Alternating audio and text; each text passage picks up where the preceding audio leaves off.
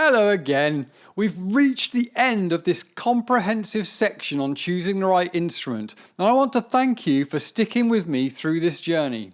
Now, we have covered a lot, from identifying your musical goals and genre preferences to considering your budget and understanding the maintenance needs required. Remember, the instrument you choose will be your companion on your musical journey.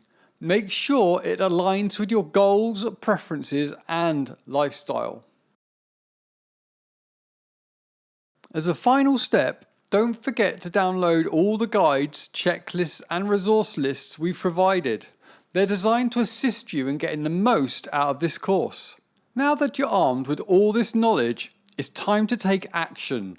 Visit some music stores, try out different instruments, and consult with experts. Your perfect musical match is out there waiting for you, and when you are ready, let's move on to the next section where I will help you understand the basics of music theory and why it matters.